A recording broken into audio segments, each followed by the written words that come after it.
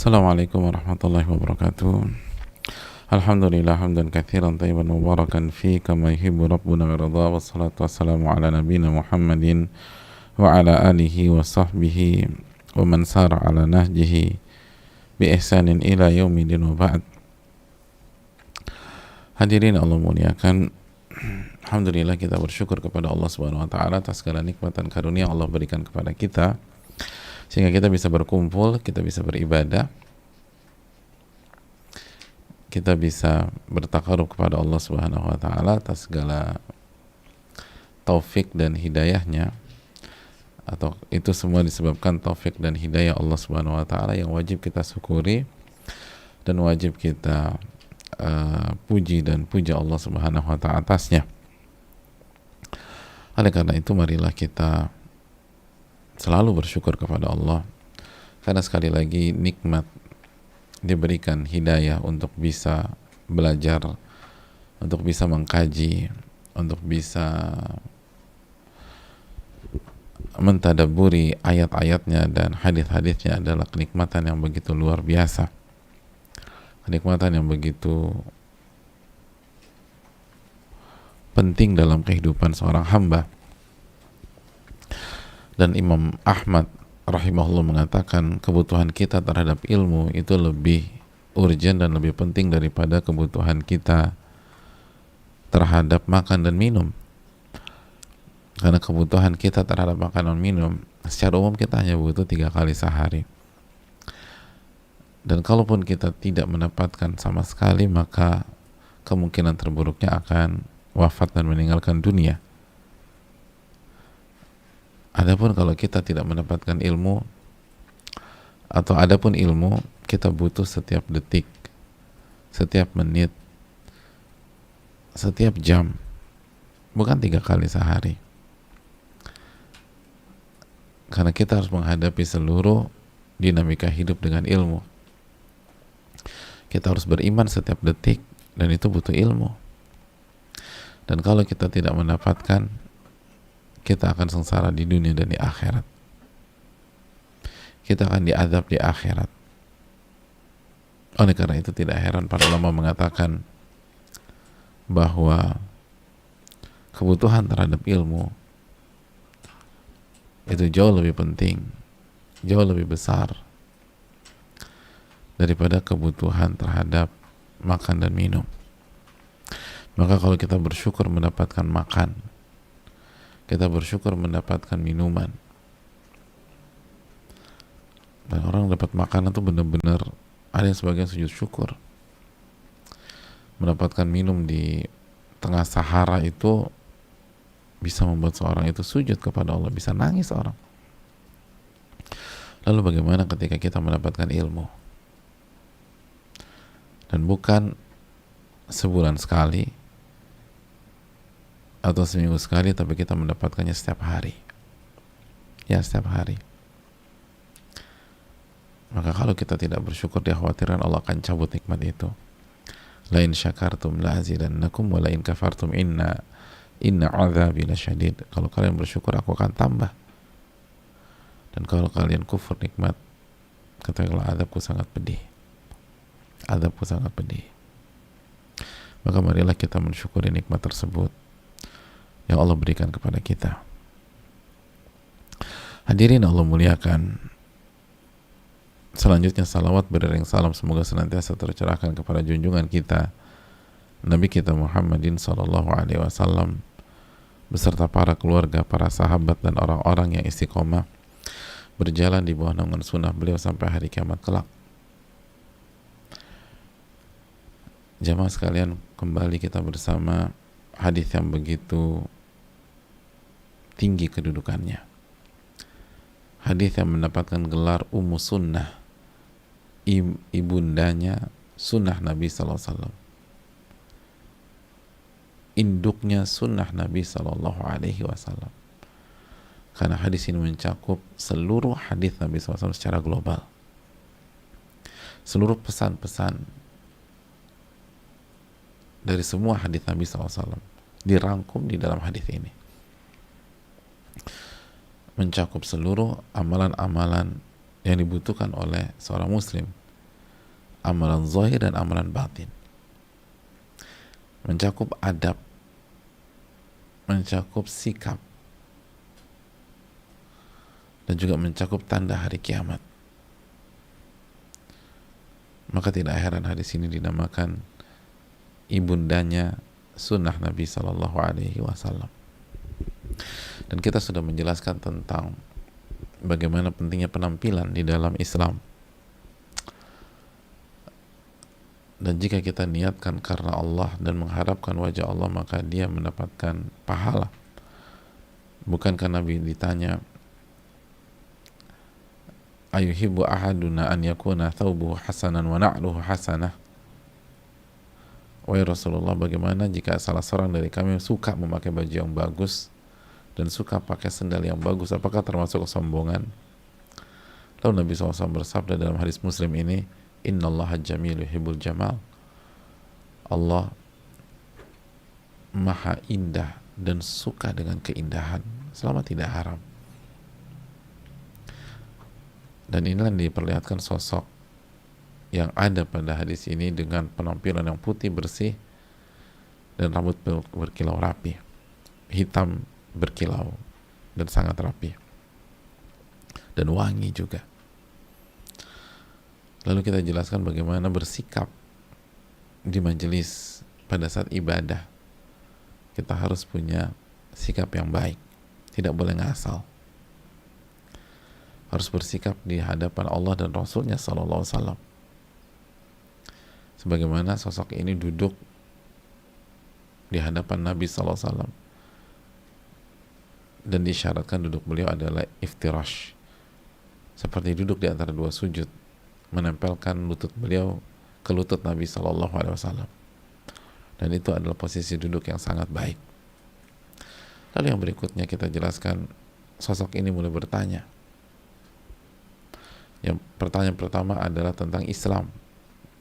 Antashhadu an la ilaha illallah wa anna Muhammadan Rasulullah. Lalu Nabi menjawab, Islam itu engkau bersaksi dengan dua kalimat syahadat, la ilaha illallah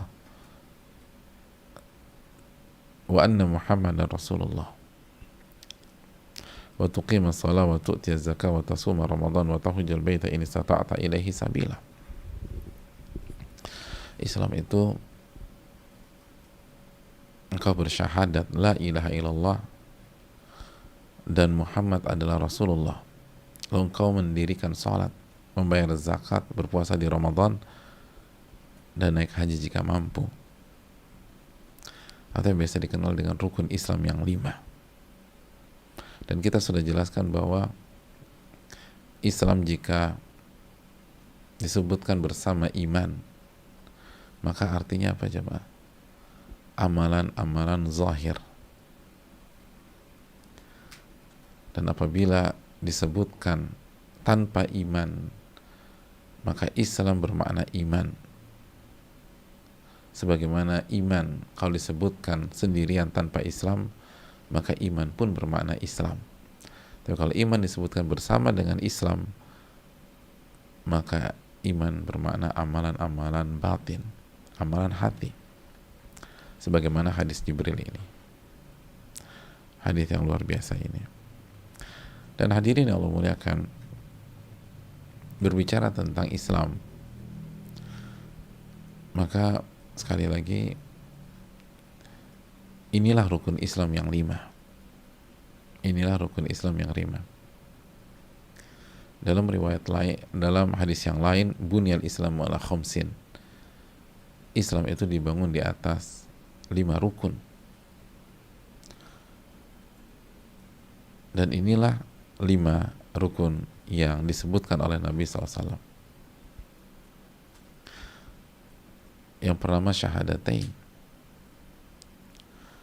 bersaksi tidak ada zat yang berhak diibadahi kecuali Allah dan Muhammad adalah Rasulullah.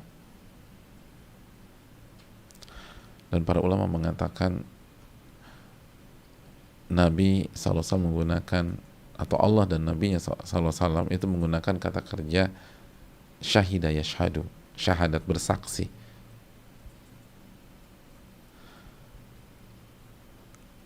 Berarti harus ada ilmu di sana, kata mereka, kata ulama. kita harus mengetahui tentang la ilaha illallah dan tentang Muhammad Rasulullah. Terus harus ada keyakinan, karena menjadi saksi harus meyakini apa yang dia ketahui. Kalau saksi sudah ragu-ragu, persaksiannya nggak diterima. Maka kita harus meyakini bahwa tidak ada zat yang berhak diibadahi kecuali Allah. Tidak ada ilah, sesembahan yang berhak diibadahi kecuali Allah. Dan Muhammad adalah utusan Allah Subhanahu wa taala. Lalu yang ketiga, kata para ulama, yang namanya saksi itu diucapkan. Karena saksi harus bicara di pengadilan secara umum, maka bersaksi itu harus diucapkan. Makanya Abu Thalib walaupun meyakini, tapi ketika beliau tidak mau mengucapkan, beliau meninggal tidak di atas Islam, karena saksi harus diucapkan. Saksi harus diucapkan. Anta syahada an la ilaha illallah wa anna Muhammad Rasulullah, harus diucapkan. Lalu yang terakhir, kata para ulama, agar bukan hanya sah di akhirat tapi juga di dunia di hadapan pihak lain. Karena kalau ada orang bersyahadat di hutan Kalimantan yang tidak ada siapapun, atau hutan Sumatera yang tidak ada siapapun, lalu dia ditemukan, maka orang berpikir dia masih di atas agama yang sebelumnya. Agar misalnya dia diprosesi secara Islam, harus ada orang yang tahu dia sudah bersyahadat. Maka itulah yang harus kita lakukan dalam syahadat. Berilmu, yakin. Karena orang-orang munafik mengucapkan tapi nggak yakin, Islamnya tidak sah di hari kiamat nanti. Jadi kita harus yakin nggak ada sesembahan yang berhak diibadahi kecuali Allah. Dan Nabi kita SAW adalah hamba Allah dan utusan Allah. Ia adalah manusia yang sangat istimewa, Nabi dan Rasul terbaik. Tapi beliau tidak boleh disembah, karena beliau adalah hamba, bukan sesembahan. Lalu diucapkan dan di hadapan pihak lain jika ingin bukan hanya sah di akhirat tapi juga di dunia diakui dan diterima. Jadi itu syahadatain secara ringkas, jemaah sekalian. Lalu yang kedua, wa tuqimas shalah, menegakkan salat. Dan kita tahu salat adalah ibadah terbaik setelah syahadatain. Makanya dimasukkan di nomor urut kedua oleh Nabi SAW. Maka ini yang harus kita jaga. Ini yang harus kita jaga. Nabi SAW mengatakan, al-ahdu baina wa bainahum as-salah faman taraka faqad kafar. Pembeda antara kami dan mereka adalah salat.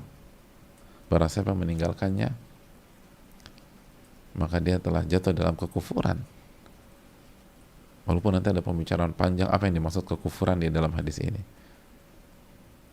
Apakah kufur besar atau kufur kecil? Tapi intinya, ini adalah ibadah yang menjadi pembeda antara muslim dan non-muslim. Ini adalah ibadah yang membedakan antara mukmin dan munafik.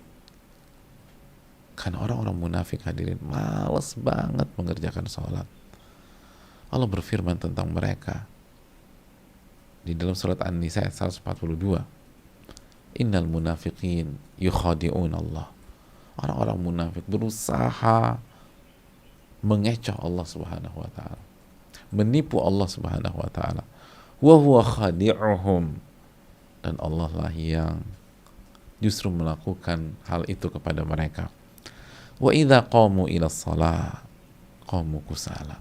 Dan apabila orang-orang munafik itu berdiri untuk menegakkan salat, mereka berdiri dengan kemalasan. Malas mereka tuh, nggak semangat. nggak semangat. Ada aja alasannya. Yura'unan nas, mereka selalu ingin dipuji oleh manusia. Riya, jemaah. Wala yadhkurunallaha illa qalila. Dan mereka tidak mengingat Allah kecuali sedikit saja. Jadi orang-orang munafik itu malesnya mengerjakan sesuatu luar biasa. Jadi coba kita evaluasi diri kita. Kalau kita males, jangan-jangan kita termasuk ke dalam surat An-Nisa 142. Maka ini adalah ibadah yang sangat penting untuk kita perhatikan. Sholat, jemaah. Sholat adalah hal yang sangat urgent untuk kita jaga.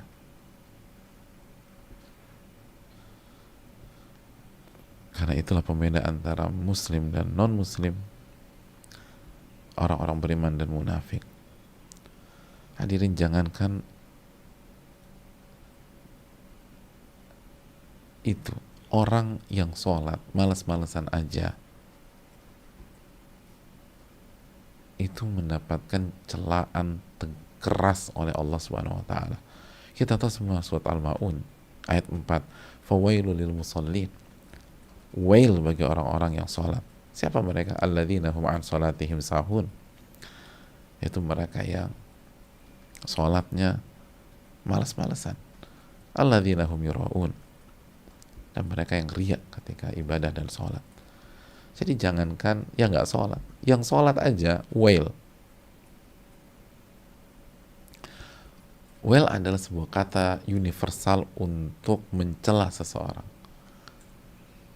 Jadi kalau ingin mencela, dalam bahasa Arab ingin mencela seseorang dengan banyak sekali muatan celaan, tetapi cukup dengan satu kata, tapi mencakup semuanya, dan satu kata itu halus dan enak, tapi maknanya tajam, pakai wail.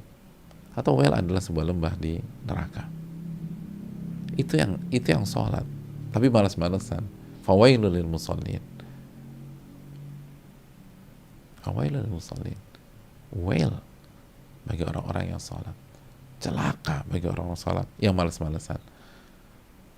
Lembah di neraka bagi orang-orang yang sholat yang malas-malesan. Lalu gimana yang nggak sholat? Yang sholat malas-malesan aja wail. Maka ini yang perlu kita perhatikan, diri kita, keluarga kita, sholat ini jemaah.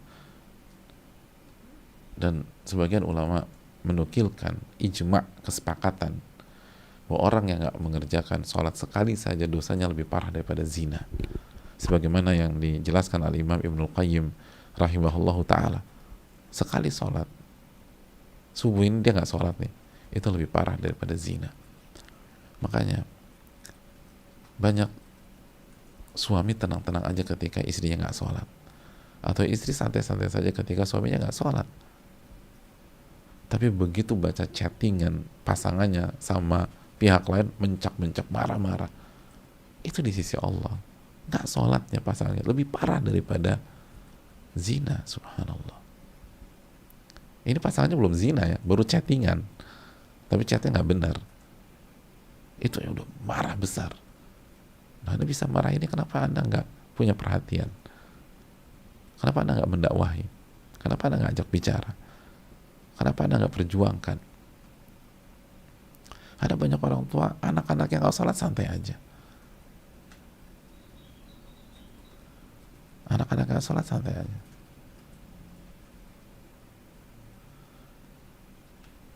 Tapi begitu anak-anaknya jelek dalam sebuah mata pelajaran duniawi, marah besar. Marah. Oh, ngamuk. Dia punya standar 8, anaknya cuma dapat 7,9, marah besar. Adapun standar itu hak dia. Tapi kalau Anda bisa tegas dengan anak Anda untuk masalah ini, kenapa untuk masalah sholat santai-santai? Bukankah kalau anak sholat karena kita kurang mendidiknya, kita akan kena pada hari kiamat? Oleh karena itu ini yang perlu kita camkan. Saya nggak enak Ustadz, karena saya masih maksiat, jadi saya sholatnya nanti aja. Anda sholat, Dan itu talbis iblis. Nggak enak untuk mengerjakan sholat karena masih maksiat, karena masih bergelimang dosa. Banyak orang itu nggak sholat karena merasa dirinya masih kotor dengan dosa maksiat, nggak enak dia. Ada yang kerjanya di tempat haram atau di tempat kemaksiatan, nggak mau sholat. Kenapa? Ya nggak enak, bisa saya masih maksiat, nantilah kalau saya dapat pekerjaan lain. Lo justru sholat. Apa kata Allah Subhanahu wa taala tentang sholat?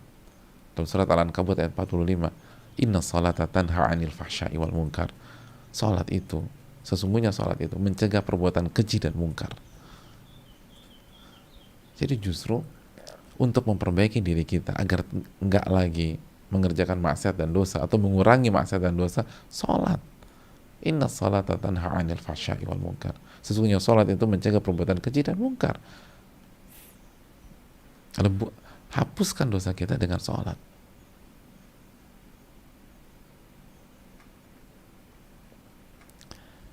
Ini hal yang penting.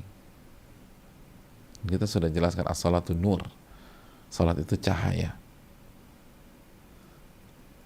Dan nur itu cahaya apa? Ada yang masih ingat?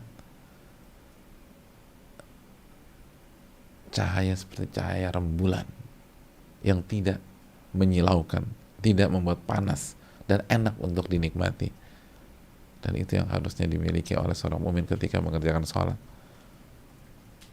Nggak risih, nggak merasa capek, nggak merasa jenuh, nggak merasa bete, karena dia sedang menikmati apa yang dia lakukan. Lalu yang berikutnya, waktu tiaz zakah. Rukun yang ketiga adalah membayar zakat. Membayar zakat. Dan membayar zakat, hadirin yang Allah muliakan, adalah sebuah kebutuhan.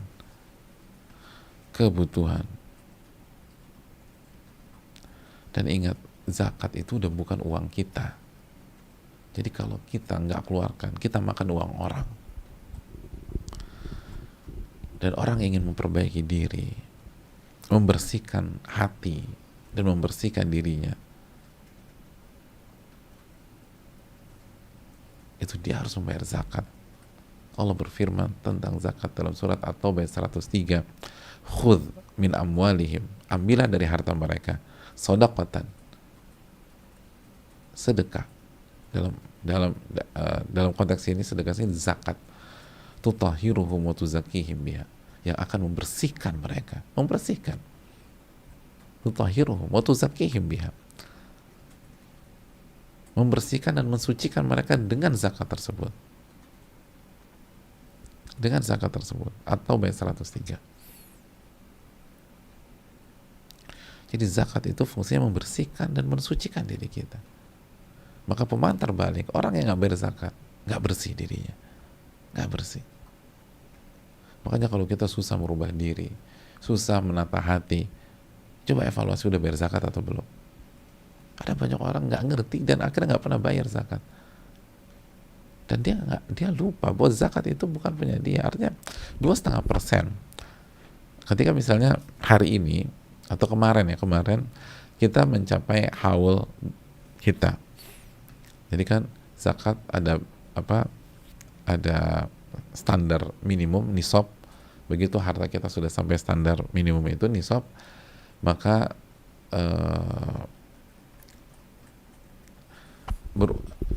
baru berada di tangan kita selama 1 tahun dengan batas tersebut. Baru setelah genap 1 tahun baru dikeluarkan 2,5%. Dan begitu genap 1 tahun dikeluarkan 2,5%, misalnya kemarin, maka 2,5% itu mulai kemarin itu bukan uang kita lagi. Itu bukan uang kita lagi. Itu 2,5% uang orang. Jadi kalau kita nggak bayar berarti kita makan uang orang. Dan bahaya makan uang orang. Itu kalau zakatnya 2 juta, 10 juta. Kalau zakatnya 20M, 30M, ini hal yang bahaya sekali. Ini mensucikan kita, membersihkan diri kita, membersihkan diri kita.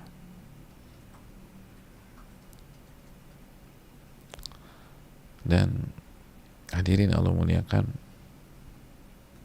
sangat fatal kalau kita tidak keluarkan itu. Bukan hanya diri kita dan hati kita nggak bersih, tapi kita akan diadab pada hari kiamat dengan harta tersebut. Allah berfirman dalam surat At-Taubah 34 di penggalan terakhir, walladzina yaknizuna adz-dzahab wal fiddah, dan orang-orang yang menyimpan emas dan peraknya, wala yunfiqunaha fi sabilillah, dan mereka tidak menginfakkan di jalan Allah, fabashshirhum bi'adzabin alim, maka berilah mereka kabar gembira, diazab dengan azab yang pedih. Berilah kabar gembira dengan diazab dengan azab yang pedih. Ini sarkasme ya, jadi oke, kita kasih kabar gembira, apa kabar? Diazab dengan azab yang pedih. Yauma yuhma 'alaiha fi nari jahannam, yauma yuhma 'alaiha fi nari jahannam fatukwa biha jibahuhum wa junubuhum wa dhuhuruhum. Pada hari di mana dipanaskan di dalam api neraka jahanam, lalu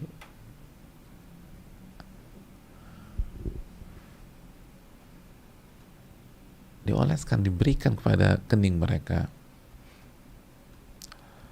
lalu junubuhum wa dhuhuruhum, punggung mereka, di ayat At-Taubah 35-nya. Lalu dikatakan hadza ma kanaztum li anfusihim, hadza ma kanaztum li anfusikum, inilah harta yang selama ini kalian sayang-sayang, inilah harta yang selama ini kalian sayang-sayang, yang kalian nggak keluarkan zakatnya, yang kalian tidak keluarkan zakatnya, yang kalian simpan terus, simpan terus, nggak kalian keluarkan. Harta tersebut, kata Allah, dipanaskan di hari kiamat, di neraka jahanam, dipanaskan, lalu dibakarkan ke dahi mereka itu, dioleskan dahi mereka, di lambung mereka dan punggung mereka. Lalu dikatakan, ini loh harta kalian yang kalian simpan, yang kalian gak mau keluarkan. Fadhuku ma kuntum taknizun, maka nikmati harta yang selama ini kalian sayang-sayang tersebut. Nikmatilah harta yang selama ini kalian simpan itu.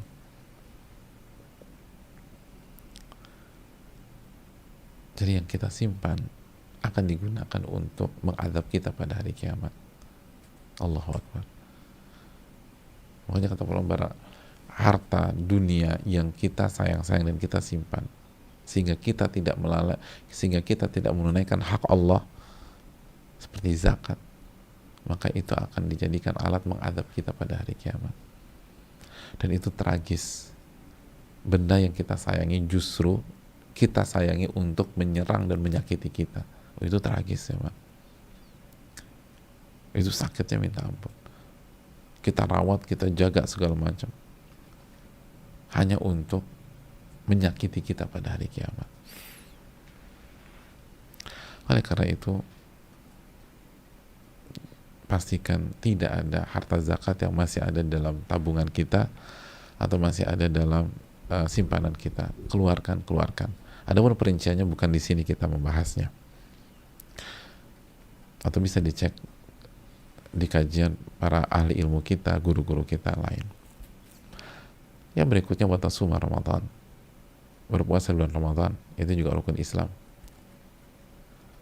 Dan jelas ayatnya Al-Baqarah 183, ya ayyuhalladzina amanu kutiba alaikumusiyam kama kutiba alal ladzina min qablikum la'allakum tattaqun. Diwajibkan atas kalian berpuasa sebagaimana diwajibkan atas umat sebelum kalian agar kalian bertakwa. Oleh karena itu, inilah ibadah yang sangat familiar di tengah-tengah umat Islam dan selalu kita nantikan di setiap bulan suci Ramadan. Berpuasa bulan Ramadan, Dan seringkali banyak orang umat Islam itu lebih antusias puasa daripada sholat. Banyak orang yang puasa tapi nggak sholat. Jadi memang puasa ini punya tempat banget di dalam hati banyak pihak. Tapi ingat, kalau nggak sholat juga bahaya. Dan dipertanyakan keikhlasannya. Makanya puasa yang benar harus ikhlas dan mengikuti sunnah Nabi SAW. Dan puasa Ramadan adalah ikon dari kesabaran. Karena dalam puasa dilatih sabar menjalankan ketaatan, lalu sabar mengatakan tidak pada kemaksiatan. Karena di puasa bukan hanya kita mengatakan tidak pada dosa atau yang haram, tapi kita mengatakan tidak pada hal yang hukum asalnya mubah. Jadi kalau kita bisa mengatakan tidak dengan hal yang hukum asalnya mubah, apalagi yang haram seharusnya. Lalu sabar terhadap rasa lapar dan rasa haus, hal yang tidak mengenakan dalam takdir menurut manusia, itu kita sabar. Jadi ini puasa luar biasa. Dan yang terakhir, pergi haji jika mampu, sebagaimana juga Allah berfirman dalam surat Ali Imran ayat 97. Allah berfirman, walillahi 'alan nasi hijjul baiti man istata'a ilaihi sabila. Dan hak Allah yang wajib ditunaikan oleh manusia, pergi haji jika mampu. Pergi haji jika mampu. Dan banyak yang meremehkan. Banyak orang diberikan kemampuan oleh Allah Subhanahu wa taala dari beberapa tahun yang lalu, tapi belum pernah naik haji. Belum pernah naik haji. Dan banyak orang yang nyesek di tahun ini. Selama ini dia nggak pernah berpikir naik haji. Lalu dia baru sadar beberapa bulan yang lalu, atau dia baru sadar beberapa bulan, dan dia pengen haji tahun ini. Nggak ada dibuka. Subhanallah. Ini kan pelajaran bagi kita. Jangan pernah nunda-nunda. Jangan pernah nunda-nunda. Karena kita nggak tahu apa kalau Allah Subhanahu wa taala masih buka kesempatan tahun depan buat kita atau tidak. Kita nggak pernah tahu. Jangan pernah nunda. Haji itu penting. Haji cuma sekali. Seumur hidup. Sekali diwajibkan. Masa kita nggak punya waktu? Sedangkan kita mampu. Man istata'a ilaihi sabila. Lihat ayatnya dan lihat hadis ini. Man istata'ta ilaihi sabila, dalam hadis ini kalau ayatnya man istata'a ilaihi sabila, bagi yang mampu ke tanah suci. Hadis ini mengatakan jika Anda mampu ke tanah suci. Jadi haji itu wajib bagi yang mampu, bukan bagi yang mau. Jadi ini bukan mau atau enggak. Gue lagi belum nih. Loh, kok belum? Mampu nggak? Mampu. Wajib berangkat. Ini bukan dikaitkan dengan mau atau tidaknya Anda. Ini dikaitkan dengan mampu apa enggaknya Anda. Sebagian orang berpikir seakan-akan baca ayat ini atau baca hadis ini tuh diterjemahkan bagi yang mau ke sana. Sehingga walaupun dia mampu dari 10 tahun yang lalu, 20 tahun yang lalu, nggak berangkat-berangkat. Kenapa? Belum mau. Kita katakan ini bukan tentang mau atau nggak mau. Ini tentang mampu. Ini tentang mampu. Bukan mau. Oleh karena itu, perjuangkan jamaah. Ini perjalanan yang paling luar biasa di dunia. Dan perjalanan ajaib. Dalam hadis Tirmidzi, Nabi sallallahu alaihi wasallam mengatakan, tabi'u bainal haji wal umrah. Selang-selinglah antara haji dan umrah. Fa innahuma yanfa'ani faqr wa dhunub. Karena dua perjalanan tersebut, haji dan umrah, itu menghilangkan kemiskinan dan dosa. Ini obat kemiskinan dan penghapus dosa. Jadi jangan hitung-hitungan. Kalau mampu berangkat. Ini obatnya kemiskinan. Ingin menghilangkan kemiskinan, berangkat haji, berangkat umrah. Dan niatnya karena Allah. Dan ikuti tuntunan Nabi SAW. Itu yang perlu kita camkan bersama-sama.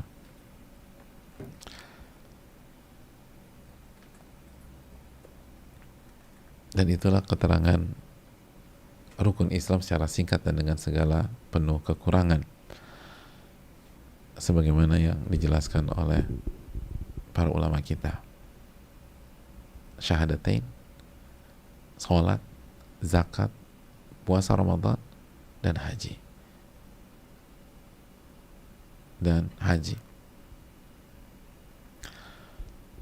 Oleh karena itu, perjuangkan ini. Baru setelah itu amalan-amalan zahir yang lain.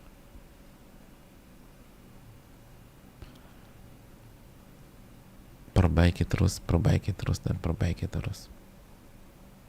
Masih ada waktu, insya Allah. Masih ada waktu untuk taubat, istighfar, lalu memperbaiki amalan-amalan di atas.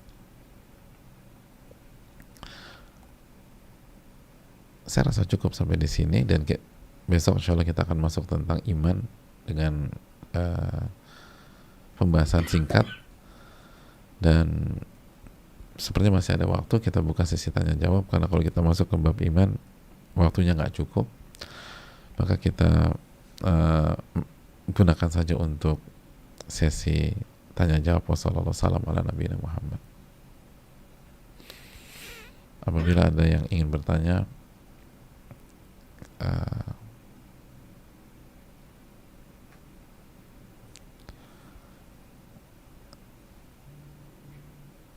kita kasih kesempatan sesuai dengan kemampuan kita.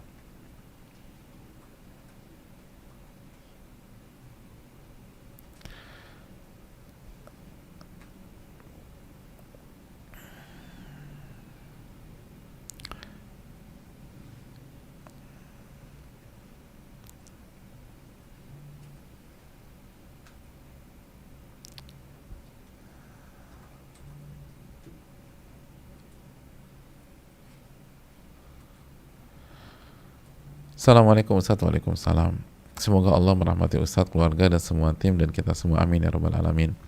Izin bertanya, kita harus ikhlas dalam beribadah karena Allah, tapi di sisi lain kita juga diharuskan banyak berdoa. Misalnya saat tahajud adalah waktu yang mustajab untuk berdoa. Lalu bagaimana caranya agar kita bisa menjaga niat kita sholat tahajud ikhlas karena Allah, tapi tetap bisa berdoa minta ABC kepada Allah, meminta tanpa merusak niat? Terima kasih. Iya, sama-sama. Hadirin Allah muliakan, tidak ada kontradiksi antara niat yang ikhlas dengan berdoa. Justru berjalan paralel, karena berdoa adalah inti ibadah. Ad-du'a huwal ibadah. Doa adalah inti dari ibadah. Dan kita tahu bersama, ketika tahajud, rukun sholat itu adalah, salah satunya adalah sujud. Dan ketika sujud, Allah dan Rasul yang menyuruh kita untuk memperbanyak doa. Kata Nabi SAW, aqrabu ma yakunul abdu min rabbih wa huwa sajid. Posisi terdekat seorang hamba dengan Rabbnya adalah ketika dia sujud. Fa'akthirud du'a, maka perbanyaklah berdoa. Jadi tidak ada kontradiksi antara niat ikhlas tahajud dengan memperbanyak doa. Justru Nabi SAW meminta kita memperbanyak doa di saat sujud. Di saat sujud. Dan salah satu sujud yang paling favorit untuk berdoa adalah di saat tahajud. Kenapa demikian? Karena kalau salat lima waktu mungkin kita jadi makmum, jadi nggak bebas. Atau ketika kita jadi imam, kita harus memperhatikan kondisi makmum, jadi nggak bebas baca doa panjang-panjang juga. Kalau salat rawatib mungkin berkaitan dengan aktivitas dan tempat dan lain sebagainya. Tahajud udah paling enak, udah paling bebas ketika kita sholat malam. Terus yang berikutnya, waktunya juga sangat favorit, sepertiga malam terakhir, waktu mustajab untuk berdoa. Jadi perbanyak doa ketika sujud di tahajud. Wallahu ta'ala bishawab.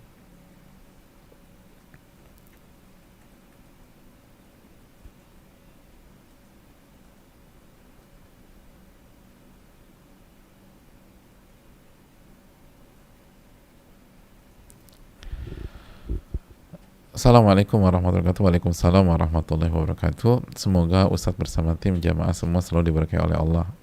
Berikut juga seluruh umat muslim di dunia, amin ya rabbal alamin. Ustadz, saya mau bertanya, jika saya adalah seorang yang sedang dalam proses hijrah, tapi dukungan itu semua diperoleh dari luar, bukan dari dalam keluarga. Malah keluarga saya cenderung merasa saya berubah dan jadi anak yang sangat egois karena nggak mau diajak gibah. Orang yang mau gibah tuh egois ternyata di sebagian opini, di sebagian pihak. Saya nggak pernah dakwah ke orang tua saya juga tetap memberi insentif bulanan saya ke mereka. Tapi sepertinya malah jadi banyak salah saya. Baiknya gimana ya Pak Ustadz? Mohon penjelasannya, terima kasih banyak Ustadz. Semoga kita semua selalu diberi kesehatan dan keselamatan oleh Allah. Amin ya rabbal alamin. Ketika kita hijrah lalu kita mendapatkan kendala di keluarga, itu bukan hal yang mengejutkan.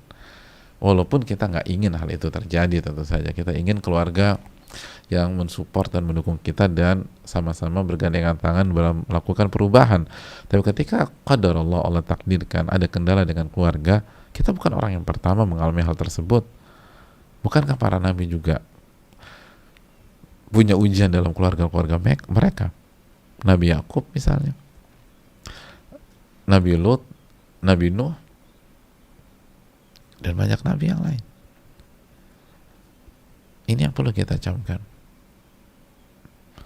Nabi Muhammad SAW, Nabi Muhammad, lawannya Nabi Muhammad itu apa? Siapa sih? Kita sering mengatakan orang kafir Quraisy, orang musyrik Quraisy. Quraisy itu siapa? Quraisy itu kakek moyangnya Nabi SAW, Fihr. Artinya kafir Quraisy artinya orang kafir keluarga besar Nabi SAW. Jadi kalau beliau sampai menjalani sebuah perang Badar, perang Uhud, perang Khandaq dengan orang kafir Quraisy, itu berarti pertentangan dalam keluarga besar belum sampai pada titik peperangan. Alhamdulillah kita belum sampai titik itu, dan semoga nggak sampai titik itu. Tapi poinnya adalah yaitu sunnatullah yang dijalani oleh banyak orang yang berhijrah.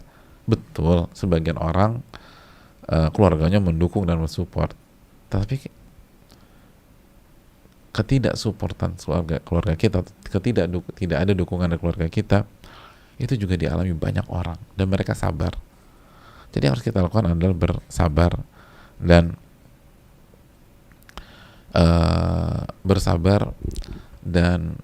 terus bersabar dan lakukan perubahan melalui sikap kita, melalui kebaikan kita. Apalagi kalau kita nggak hafal ayat, nggak hafal hadis dan seterusnya.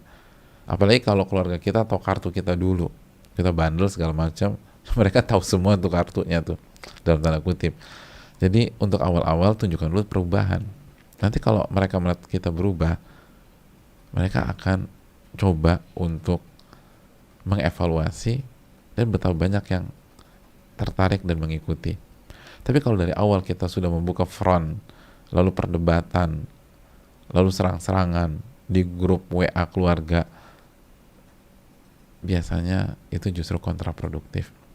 Jadi lakukan perubahan secara sikap dulu, secara akhlak, secara pola hidup. Mereka akan ngelihat, oh berubah nih, oh lebih halus, lebih lembut, lebih baik, dan royal. Dan kalau bisa kita punya bergen position di keluarga. Dengan apa? Dengan harta kita. Kalau bisa ada acara-acara kita yang bayarin, kita yang traktir, kita yang take over semua, sehingga kita punya bergen yang kuat. Kalau kita misalnya dianggap oleh keluarga besar kita quote and quote bos di keluarga itu karena kita bayarin semuanya, maka kita akan lebih enak mengarahkan. Namanya juga bos ke kanan, semuanya ke kanan. Tapi kalau kita nggak pernah nyumbang, nggak pernah ngedukung gitu loh. Kalau ada acara-acara keluarga yang lain bawa makanan, kita cuman bawa cabai rawitnya doang. Walaupun cabai rawit penting ya bagi orang Indonesia, tapi masa cuma cabai rawit, sampai gorengan aja kita nggak ngasih. Ya gimana kita mau punya suara? Orang kalau punya suara harus ya simpel aja. Rapat pemegang saham, siapa yang suaranya paling besar, yang sahamnya paling besar, yang paling keluarin uang gitu loh. Jadi dalam keluarga kita keluarin uang sebanyak-banyaknya. Ingat, niatkan untuk berdakwah. Kalau kita lakukan itu, maka posisi tawar kita kuat. Dan kalau udah posisi kita kuat enak. Kita bilang AA, BB, CC. Dan kalau nggak setuju, tidak akan melakukan penolakan secara frontal. Karena manusia tuh senang dibayarin, manusia tuh senang sama uang dan lain sebagainya. Jadi ini hal yang perlu kita camkan. Jadi kalau kita bayarin mereka, kita traktir acara-acara keluarga yang halal itu, yang baik, yang positif, kita support, bahkan kita yang take over, lalu akhlak kita baik, lembut, semakin berubah, kira-kira mereka akan minimum toleransi nggak dengan quote and quote keanehan kita, perubahan kita? Insya Allah toleransi.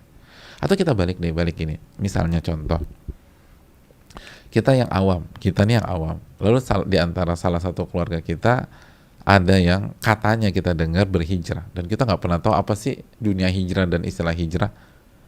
Yang jelas dia berubah, memang rada-rada aneh, tapi semenjak dia berubah, dia selalu kasih uang ke kita setiap bulan 20 juta misalnya. Acara keluarga dia yang traktir, segala macam. Kira-kira antum ambil pusing nggak dengan keanehan dia? Ya enggak lah. Kenapa mas? Yang penting dia transfer kepada gua 20 juta. Mau dia jungkir balik apa, itu urusan dia. Ya udah begitu aja.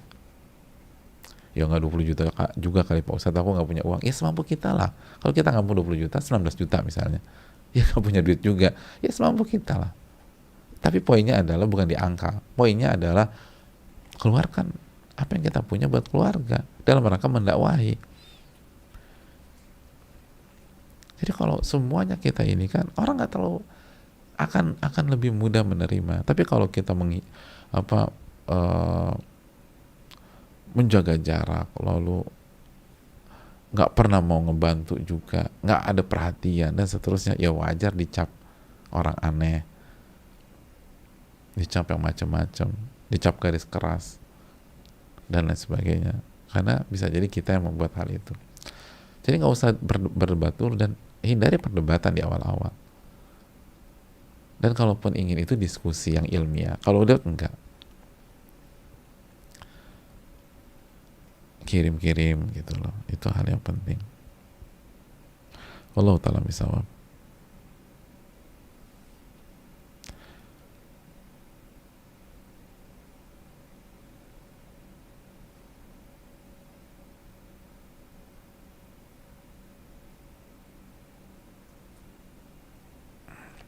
Assalamualaikum warahmatullahi wabarakatuh. Waalaikumsalam warahmatullahi wabarakatuh. Afan Ustaz, semoga antum, tim dan semua umat Islam di dunia selalu berada dalam lindungan dan rahmat Allah Subhanahu wa taala. Amin ya rabbal alamin. Apa yang menjadi indikator rukun Islam kita sudah diterima oleh Allah? Jazakallahu khairan, barakallahu fikum. Fikum barakallah. Dan doa yang sama untuk yang bertanya. Indikator rukun Islam kita sudah diterima oleh Allah adalah kita menjadi lebih baik lagi, kita lebih semangat ibadah lagi, dan amalan hati kita akan semakin kuat. Atau bahasa simpelnya, Islam, tanda Islam kita diterima, kita akan naik kelas ke iman. Itu akan mempengaruhi amalan hati kita. Jadi naik kelas tuh. Oleh karena itu, ketika kita naik kelas, kita pun akan menjadi pribadi yang jauh lebih baik. Jauh lebih baik. Wallahu ta'ala alam bishawab. Itu indikator simpelnya. Kita buka lagi. Bismillah, semoga Allah senantiasa memberikan taufik kepada Ustadz, keluarga, tim, dan seluruh kaum muslimin di dunia. Amin ya rabbal alamin. Dan begitu juga yang bertanya. Izin bertanya Ustadz, Anda merasakan kenikmatan ibadah di bulan Ramadan tidak lagi Anda dapatkan setelah bulan Ramadan berakhir. Apakah ini bertanda Anda tidak jujur kepada Allah Ustadz? Jazakallahu khair Ustadz, barakallahu fikum. Fikum barakallah. Ada dua kemungkinan. Kalau kemungkinannya yang kita rasa berkurang setelah Ramadan, maka selama masih dalam standar, itu hal wajar. Kenapa? Karena memang nggak bisa kualitas di Ramadan sama dengan kualitas di luar Ramadan. Sama persis ya. Nabi aja nggak sama. Masih ingat nggak hadis Nabi SAW, yajtahidu fil ashril awakhir ma la yajtahidu fi ghairihi. Nabi SAW berijtihad, bersungguh-sungguh dalam beribadah di 10 malam terakhir, di 10 hari terakhir dengan kesungguhan yang tidak pernah terlihat di waktu-waktu yang lain. Pertanyaannya, berarti ibadah Nabi di Ramadan khususnya 10 hari terakhir dengan di luar Ramadan sama atau beda? Beda. Wong hadisnya mengatakan Nabi bersungguh-sungguh di 10 hari terakhir dengan kesungguhan yang gak pernah terlihat di hari-hari yang lain. Berarti kan beda. Maka terjadi penurunan selama masih dalam kategori standar itu biasa. Itu semua mengalami demikian. Sampai Nabi pun demikian, Sallallahu Alaihi Wasallam. Tapi turunnya bukan terjun bebas, mundur gitu satu step di bawah dan seterusnya. Maka apabila terjadi penurunan dan masih normal dan masih dalam standar orang-orang bertakwa dan beriman, itu wajar. Ya nggak wajar kalau kehilangan rasa nikmat sama sekali. Kalau kehilangan rasa nikmat sama sekali, betul ada yang salah. Dan salah satu yang harus kita evaluasi adalah kejujuran kita dengan Allah Subhanahu wa Ta'ala. Wallahu ta'ala alam bisawab.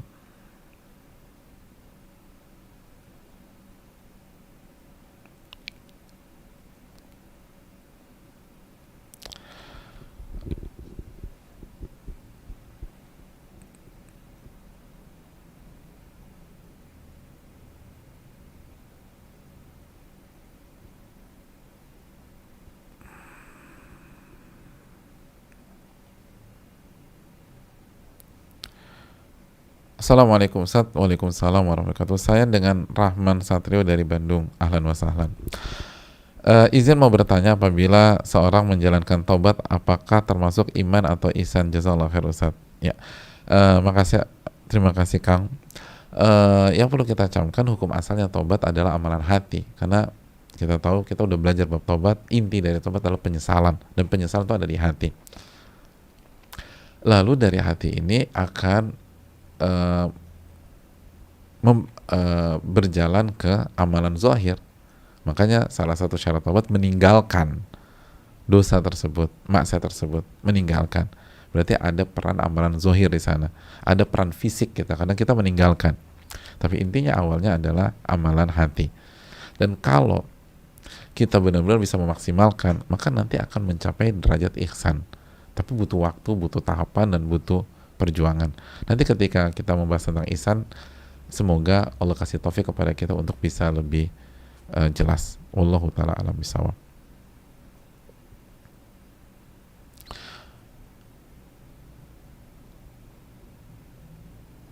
Assalamualaikum warahmatullahi wabarakatuh. Waalaikumsalam warahmatullahi wabarakatuh. Semoga Allah senantiasa menjaga Ustadz, keluarga, tim, seluruh kaum muslimin, serta merahmati seluruh kaum muslimin. Amin ya rabbal alamin. Izin bertanya Ustadz, terkait berpenampilan terbaik, apakah seorang akhwat boleh berpenampilan terbaik tanpa menutup aurat ketika kajian online? Dan dipastikan tidak ada yang bukan mahram di rumah. Syukran Ustadz, semoga dimudahkan segala urusannya dan juga seluruh kaum muslimin. Jazakallahu khairan. Amin wa iyyakum. Terima kasih kepada yang bertanya.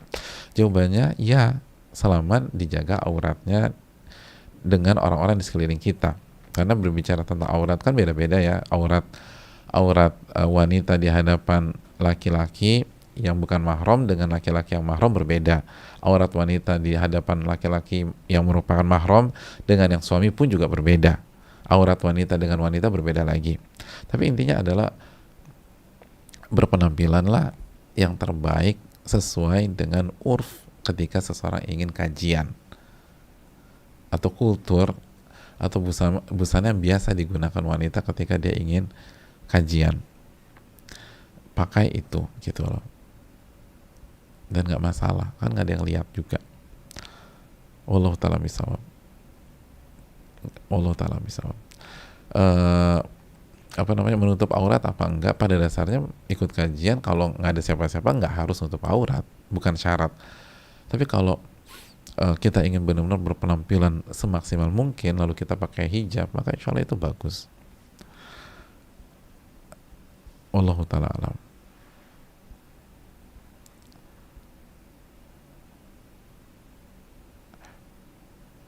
Saya rasa cukup sampai di sini. Terima kasih banyak, semoga bermanfaat, dan insya Allah kita akan masuk ke iman di pertemuan yang berikutnya dengan segala keterbatasan kita tentu saja. Semoga Allah memberikan kita ilmu yang bermanfaat dan kita bisa lebih menjaga rukun Islam kita dan mengevaluasi ibadah-ibadah yang menjadi rukun Islam, karena itu ibadah-ibadah yang sangat urgent dan sangat penting, makanya dijadikan rukun atau pondasi oleh Allah Subhanahu wa taala dan Rasulnya.